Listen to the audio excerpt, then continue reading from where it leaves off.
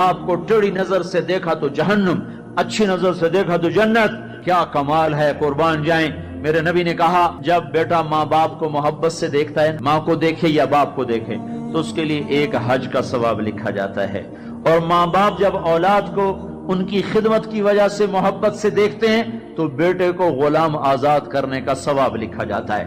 اللہ کے نبی نے فرمایا بھائی بولو، اللہ کے راستے میں خرچ کرنے سے بھی زیادہ افضل خرچ کون سا ہے؟ اللہ کی راہ میں 1 روپیہ خرچ کرو 7 لاکھ کا ثواب ملتا ہے. تو آپ نے فرمایا اللہ کی راہ میں خرچ کرنے سے بھی زیادہ افضل کون سا خرچہ ہے؟ تو صحابہ نے کہا جی اللہ کو پتا، آپ کو پتا.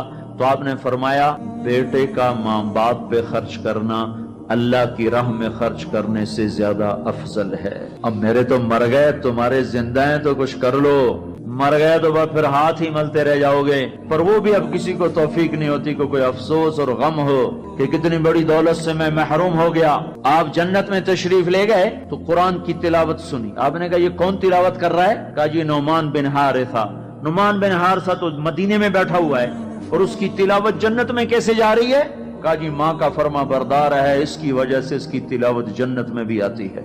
کہ تم نے اتنے لاؤڈ سپیکر لگائے ہوئے ہیں پھر بھی لوگوں کو پوری طرح باہر والوں کو سنائی نہیں دیتا ہوگا، اور نعمان اپنے گھر میں بیٹھ کے تلاوت کرتا اور آواز جنت تک جاتی ہے. کیا چیز لے گئی؟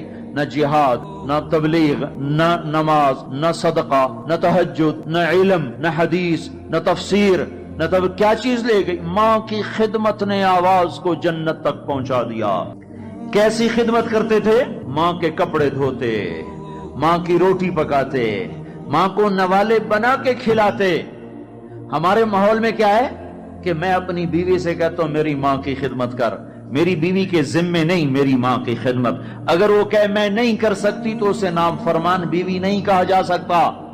میری خدمت نہ کرے تو نافرمان ہے، میری ماں کی خدمت نہ کرے تو نافرمان نہیں ہے.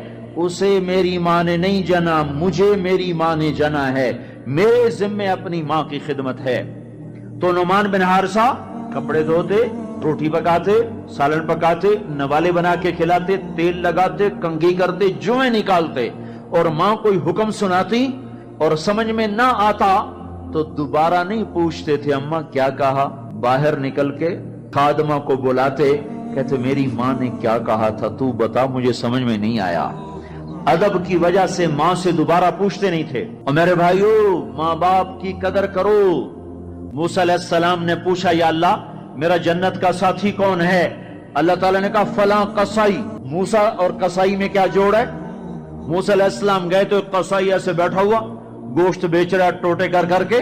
شام ہوئی اس نے تھیلا کندھے پہ لٹکایا، گوشت کا ٹکڑا ڈالا، گھر کو چلا. موسیٰ علیہ السلام بولے میں بھی آ جاؤں تیرے ساتھ؟ اسے نہیں پتا یہ موسیٰ ہیں. کہا آ جاؤ بھائی. گھر میں گیا، انہوں نے جا کے گوشت کے ٹوٹے چھوٹی چھوٹی بوٹیاں بنائی، ہانڈی پہ چڑھایا، آٹا گوندھا، سالن تیار ہوا، روٹی پکائی، تیار کٹ کے ٹرے میں رکھ کر ایک بڑھیا عورت بیٹھی جس کو الٹے ہاتھ کندھے کا سہارا دے کر ایسے بٹھایا. پھر اپنے سیدھے ہاتھ سے نوالے بنا بنا کے اس کے منہ میں ڈالتا رہا، کھلاتا رہا کھلاتا رہا. پھر اس کا منہ صاف کیا، اس نے کچھ بڑبڑا کے کہا، پھر اس نے اس کو لٹا دیا. موسیٰ علیہ السلام نے پوچھا بھائی یہ کون ہے، کیا ماجرا؟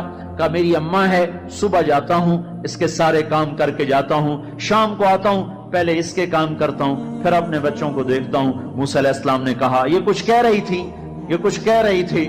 وہ کہنے لگا کیا بتاؤں کیا کہہ رہی تھی؟ پاگل ماں ہے، پاگل ماں ہے.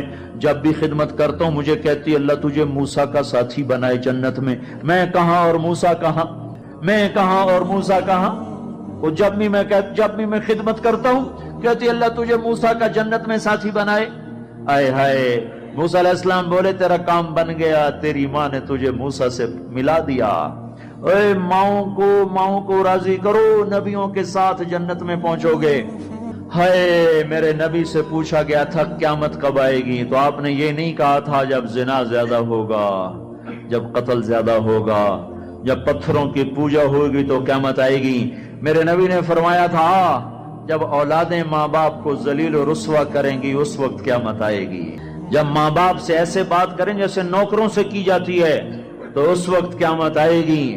جب ماں ڈر رہی ہو کہ میرا بیٹا کہیں بدتمیزی سے مجھ سے بات نہ کرے، جب باپ ڈر رہا ہو کہ کہیں میرا گریبان نہ پکڑ لے تو سمجھو قیامت آ گئی.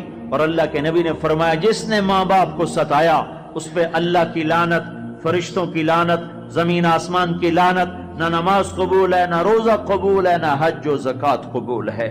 ہائے ہائے، میں ایک شہر میں گیا، ایک نوجوان میرے پاس آیا کہ میرے باپ نے میرے اوپر زیادتی کی ہے، میری سناؤ۔ سنتے سنتے پتہ چلا کہ اس نے اپنے باپ کے خلاف عدالت میں کیس کیے ہوئے ہیں۔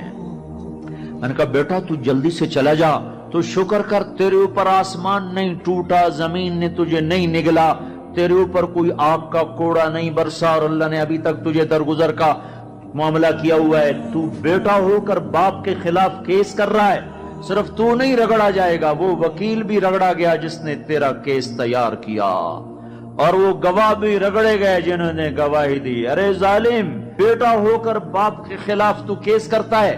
تو میرے بھائیو، اپنے ماں باپ کی خدمت کر کے جنت لے لو، جنت بنا لو، یہ جہان بھی سنورے گا، اگلا جہان بھی سنورے گا۔ ایک نوجوان تھے، ان کا نام ہے کلاب، وہ گئے اللہ کے راستے میں، ماں باپ تھے بوڑھے ضعیف، ہاتھ بھی کامتے تھے، تو ان کے باپ نے کہا بیٹا جب تو بچہ تھا ہم نے تجھے پالا، جب ہمارے ہاتھ کانپنے لگے نہ تیری ماں مجھے گلاس پکڑا سکے نہ میں خود پی سکوں، تو ہمیں چھوڑ کے چلا گیا۔ یہ اشعار جب حضرت عمر کو پہنچے تو انہوں نے فوراً آدمی بھیج کر اس بچے کو بلوایا، اور مسجد میں کھڑے ہو کر ان کا کوڑا تو مشہور تھا نا، کوڑا اٹھا کے مار مار مار اس کا حلیہ بگاڑ دیا کہ بوڑھے ماں باپ کو چھوڑ کے جہاد میں جاتے ہو، بوڑھے ماں باپ کو چھوڑ کے جہاد میں جاتے ہو، مار مار، جب تک تیرے ماں باپ زندہ ہیں تو اس گھر سے قدم نہیں نکال سکتے۔ اور میرے بھائیو، آج کل ماں باپ بڑے رسوا ہو رہے ہیں، آج کل ماؤں کی بڑی ناقدری ہو رہی ہے، باپ کی بڑی ناقدری ہو رہی ہے۔ اکثر نوجوان بیٹھے ہوئے مجھے نظر آ رہے ہیں، میں تمہیں اللہ رسول کی محبت کا واسطہ دیتا ہوں، میں تمہیں اللہ کا واسطہ دیتا ہوں کہ اپنی ماؤں کو، اپنے باپ کو راضی کرو۔ ہاں، نافرمانی کی بات کہیں، ماننا نہیں، گستاخی بھی نہیں کرنی۔ پچھلے سفر میں ایک نوجوان آیا، کہا جی داڑھی رکھتا ہوں، ماں بھی کہتی شیو کراؤ، باپ بھی کہتا ہے شیو کراؤ۔